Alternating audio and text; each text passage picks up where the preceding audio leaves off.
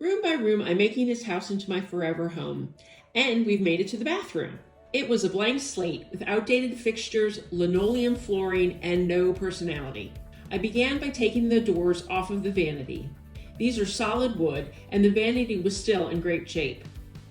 Next, I removed the towel bars. Our first tip in this room, instead of trying to remove plastic anchors, use a screwdriver and push them into the wall. That way you'll have a smooth surface to spackle.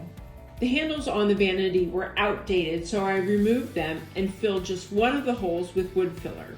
A light sanding and wipe down, and the doors are ready for paint. I use the same black cabinet paint that I used in my stairs and spindles in the entryway. I'm going to be tiling the floor, so I have to remove the toilet.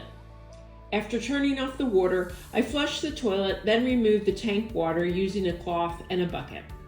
Once the water was removed, I unscrewed the tank and disconnected the water line, and then removed the toilet.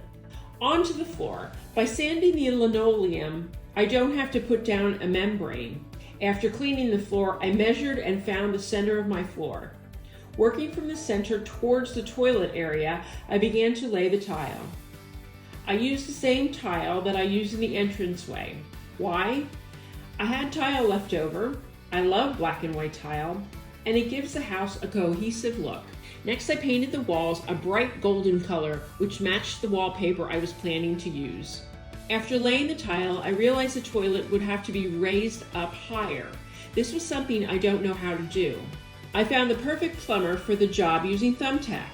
It was super easy to connect with skilled local pros who could handle everything, from installing a brand new toilet to replacing an old one, while making sure the setup was efficient and leak-free. I got free cost estimates, read through verified reviews, and compared profiles to find someone who fit both my budget and timeline. Drip Drop Plumbing and Drains came to my house and began the install. It was so easy. The plumber was very professional, and I even picked up some tips. Whether it's a quick fix or a full refresh, save time and get it done right with Thumbtack. Now I have a new toilet. It's level with the tile, and I can continue my project. After taking a step back and looking at that bright gold paint, I realized I really hated it, so I started over. I primed the walls. Then I chose a soft blue called Sky Rider by Sherwin-Williams. By priming over the deep gold color, the soft blue went on beautifully. After painting, with help from my husband, I removed the mirror. Pro tip: add painter's tape to the mirror in case you drop it. That way it won't shatter into a million little pieces. After removing the mirror, it was time to replace the light fixtures. I removed the old ones, capping off the wires for now.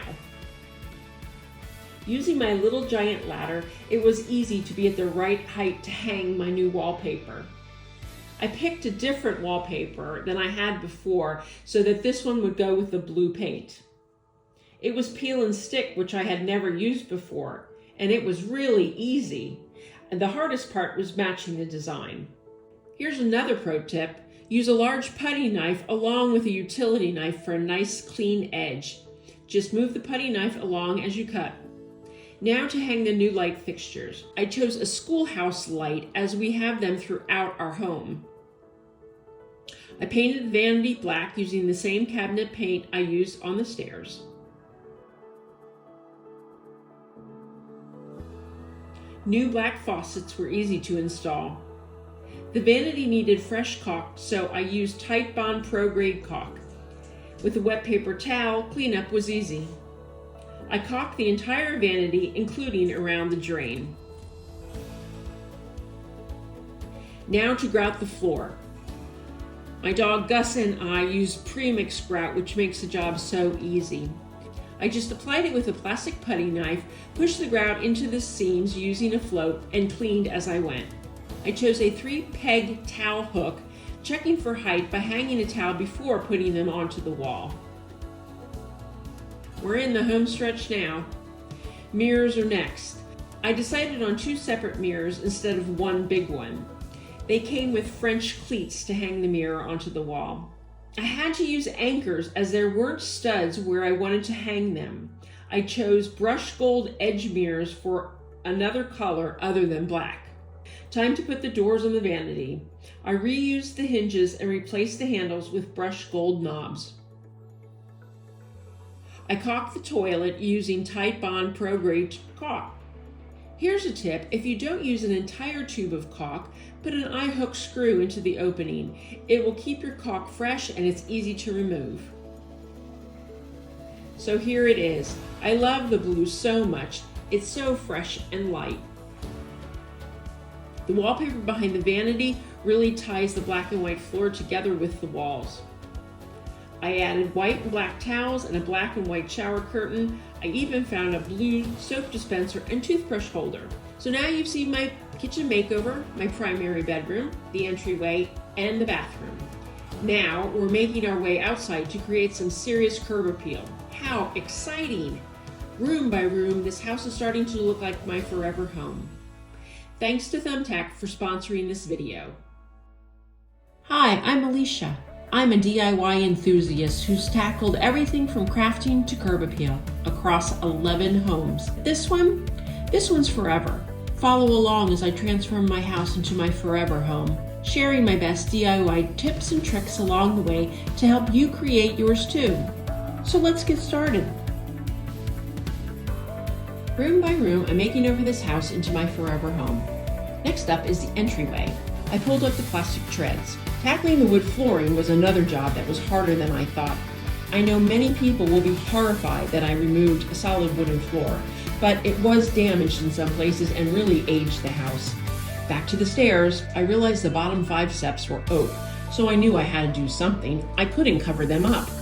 Next, it was time to stain the stairs in early American. Onto the white walls. I wanted to add something to the walls, so I decided on a board and batten. I ran a bead of Tide Bond Pro Grade Plus caulk along all the seams. For the board and batten, I chose to paint it a darker green. I believe it was called pea soup, and yes, it was exactly what it looked like. I've always loved penny tile and thought it was so cool when stores would have their names spelled out in the tile, but I didn't want to spell out our name, so I chose the word welcome instead. I also love black and white square tile. Back to the stairs. I laid padding first, stapling it into place, and then a new carpet runner.